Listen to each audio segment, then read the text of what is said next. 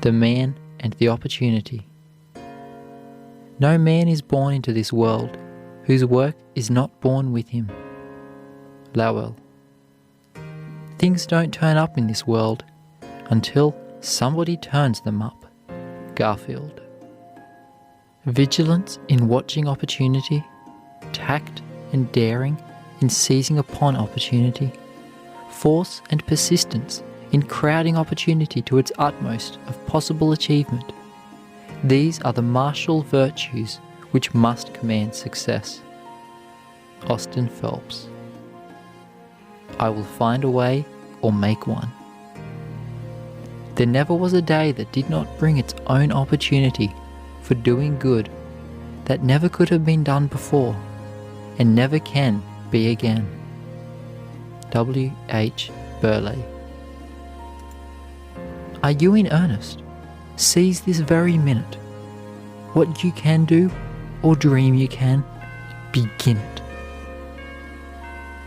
If we succeed, what will the world say? Asked Captain Berry in delight, when Nelson had explained his carefully formed plan before the Battle of the Nile. There is no if in the case, replied Nelson. That we shall succeed is certain. Who may live to tell the tale is a very different question. Then, as his captains rose from the council to go to their respective ships, he added, before this time tomorrow, I shall have gained a peerage or Westminster Abbey. His quick eye and daring spirit saw an opportunity of glorious victory where others saw only probable defeat. Is it possible to cross the path? Asked Napoleon of the engineers who had been sent to explore the dreaded pass of St. Bernard. Perhaps, was the hesitating reply. It is within the limits of possibility. Forward then, said the little corporal, without heeding their account of apparently insurmountable difficulties. England and Austria laughed in scorn at the idea of transporting across the Alps, where no wheel had ever rolled, or by any possibility could roll.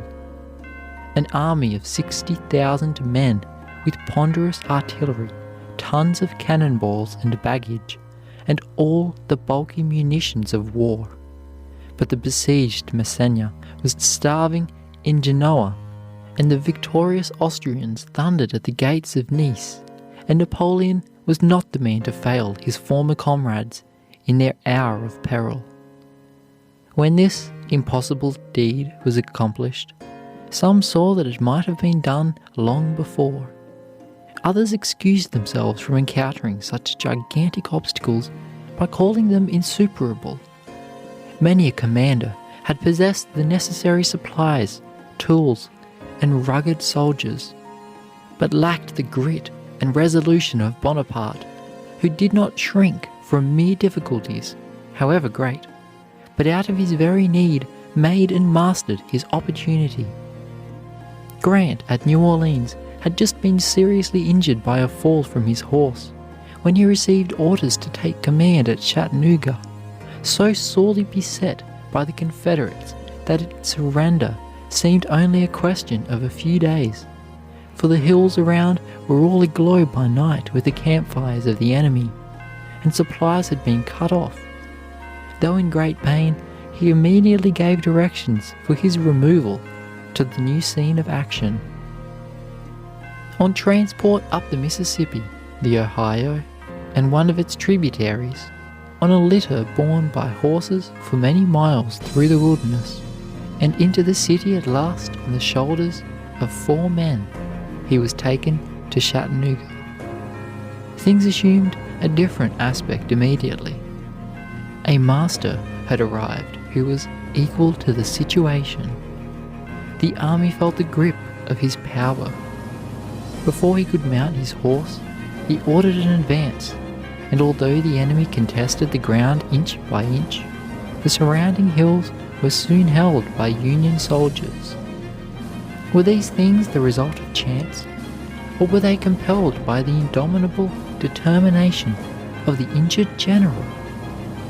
Did things adjust themselves when Horatius, with 2 companions, held 90,000 Tuscans at bay until the bridge across the Tiber had been destroyed, when Leonidas at Thermopylae checked the mighty march of Xerxes, when Themistocles off the coast of Greece shattered the Persians' armada, when Caesar, finding his army hard-pressed, seized spear and buckler, fought while he reorganized his men and snatched victory from defeat, when Winkelried gathered to his heart a sheaf of Austrian spears